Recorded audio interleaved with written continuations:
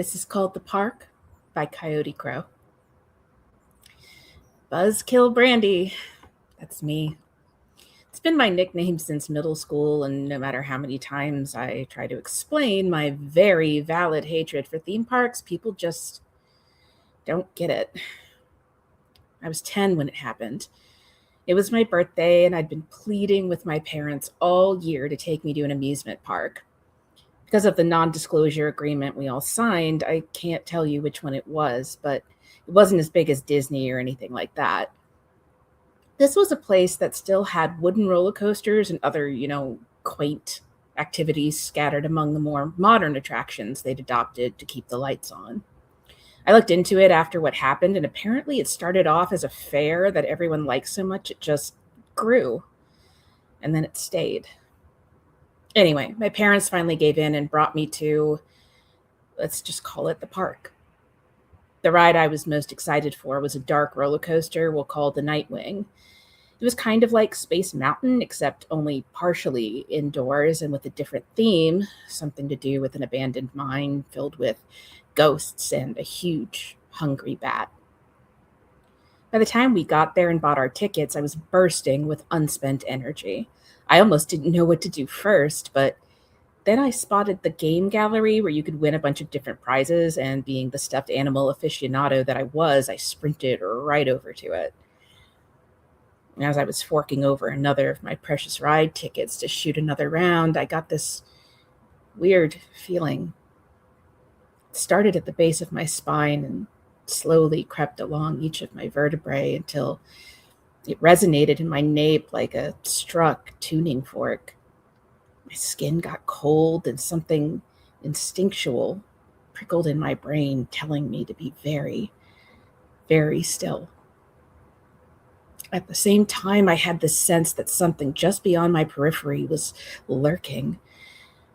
Despite my gut feeling that I shouldn't, I turned toward it, trying to pass it off like I was just brushing the hair from my face. But what I saw made me stop and stare. A costumed character was standing in the shadow of the Ferris wheel, just watching me. I couldn't see his eyes behind the giant rabbit head he was wearing, but his whole body was angled directly at me like a compass needle pointing north. The costume was deserving all by itself, more ragged and worn than I'd have thought the park would allow. There were patches where its fur was still white, but most of it had taken on a kind of gray brown hue from the dirt and grime clinging to it, especially on its legs. The only other parts of him filthier than that were his paws, just on the undersides where the pink pads were missing stitches and darkly stained. It didn't look like blood or anything crazy like that, but it definitely didn't look right. You know those photos from decades ago where people would wear these innocuous Halloween or Easter costumes, only they were sewn on the wrong side of the uncanny valley and they ended up looking way more horrific than they were intended to be? That's what this guy looked like. Like the designer had heard someone tell him about a rabbit once, but he'd never seen one for himself. The curves and angles were too sharp, too steep, yet in other places they crested too far from the framework of the body. The belly was oddly sunken in, except lower down where it sort of bulged in a way that made me feel ashamed and queasy. And as I stared at him, he stared at me until the edges of my vision blurred out and everyone and everything but us. My dad's hand on my shoulder snapped me out of it, and he asked if I was okay. I tried to tell him about the costume character giving me the creeps, but by the time I pointed him out, he was walking back through the crowd and into the staff area, and my dad couldn't see all the things about him that made me sick. By the time we got around to the Nightwing coaster, it was dark. A lot of the patrons had left for home, leaving the park feeling eerie and desolate. The wind had picked up, and sometimes when it blew a popcorn bucket across the thoroughfare, I'd jump out of my skin, sure it was that guy in the rabbit costume skittering after me on all fours. I didn't want to leave without getting on that ride, though. I'd waited for so long for the opportunity, and I had no idea when I'd get to come back. I'd built up so much around it that I literally couldn't imagine just leaving before I'd had the chance to ride it. And so, despite the way the lights were flickering all around me, like some kind of obvious omen, I decided I'd stay just a little longer. We could leave right after I was done. The rows sat 3 across, so I got in the middle between my mom and dad. I was so preoccupied with getting settled in and comfortable behind the lap bar that I didn't pay any attention to the rest of my surroundings until the car started to move. I glanced over just in time to see the rabbit man was operating the ride. He was looking right at me, and this time the stains on his paws were red. "Dad," I whispered. "Dad, I want to get off."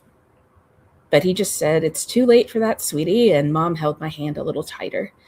I could do nothing but watch as behind us the rabbit man stepped into the last row of the car and didn't put the safety bar down. The Nightwing started its climb, the track making a staccato ticking sound that seemed to match the beating of my heart. On either side of us were the wooden beams and rock walls imitating the inside of a mine, along with a dead canary on the floor of a rusted birdcage. We crawled past signs saying "keep out" and pickaxes abandoned in a hurry, and there was some kind of narration explaining what we were getting ourselves into. But none of that scared me. Not the mounting tension of the ascent, not the flickering projections of ghosts telling us to beware. What scared me was behind me. I didn't want to look, but I couldn't help it. I glanced over my shoulder while I still could. The rabbit was closer, crawling his way toward us over the empty seats. Flashes of light lit up his mask in fits and starts, and I swear there was nothing in there, just a cold, impenetrable darkness that knew me somehow. I screamed, but the coaster plunged and swallowed it, rocketing us into a yawning mine shaft. Maybe the rabbit man would fall off. He had to, didn't he? We were going so fast, whipping around turns, climbing and dropping and careening through curves that turned our car almost completely sideways. There was no way he could hold on through all of that. I was so sure. Yet, despite my certainty, that feeling was there again, an electric sizzle spreading into my shoulders and making my muscles seize. The bottom of my stomach dropped out, and my legs itched with the need to run, to flee from the monster I knew in the most primitive part of my brain was getting closer. The end of the track was coming, and we were in another climb, a quiet moment where I could gasp enough air into my lungs to warn my parents. But they couldn't hear me over the sound effects, especially the giant screeching bat whose maw we were heading straight into. As we teetered on the edge of the track's final summit, I felt the rabbit man's breath on my neck. It was guttural and wet, the sound of a predator in the dark. Something slick and far too cold slid over my skin. And when I screamed, we plunged again, only this time, he grabbed me. It grabbed me, and despite the wind rushing past my face and my pulse stuttering in my ears, I heard its voice. It sounded like rabbits being gutted alive, shrieking themselves hoarse, only it was a whisper. "Caught you." What happened after that is kind of a blur. I know we stopped at the boarding platform.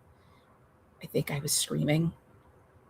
A bunch of the park staff were there, and when they released us from the safety bar, I climbed over my dad and threw up into the nearest trash can.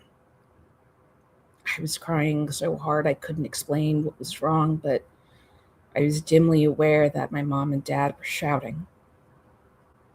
It wasn't until I was too weak to heave anymore that I realized everyone was staring at the bloody claw marks on my shirt. I was dizzy. One of the staff gave me some water while my mom kept yelling. She was pointing at the screen, showing pictures a camera inside the bat's mouth had taken during the last drop, saying, "Why would you have such a disgusting character in your park?" My daughter was terrified. "Ma'am," one of the staff said very, very softly. I think they were hoping I wouldn't hear. "We don't have costumed characters at this park." I raised my eyes to the screen. There behind me was a blurry white figure, its immense clawed hands digging into my shoulders. and two large jaws cracked wide right over my head. Darkness bled from its eyes. I haven't been to a theme park since, and I don't have any plans to break that record. Sometimes in the edges of my vision, I still see that awful thing just standing there, waiting to catch me again. Sometimes I think it already has, that it took something from me when it touched me all those years ago, and that part of me never left the park. Since that night, I get these pangs of profound emptiness, but I always chalked it up to trauma. Or maybe it's more like a phantom limb, a crackling of nerves reminding me there was something there once, but now it's gone. Maybe I only still see that monster when it comes to gloat.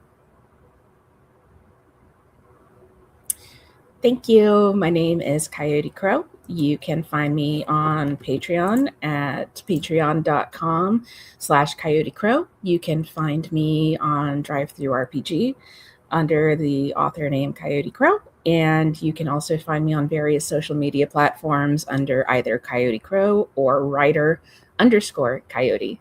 Thank you.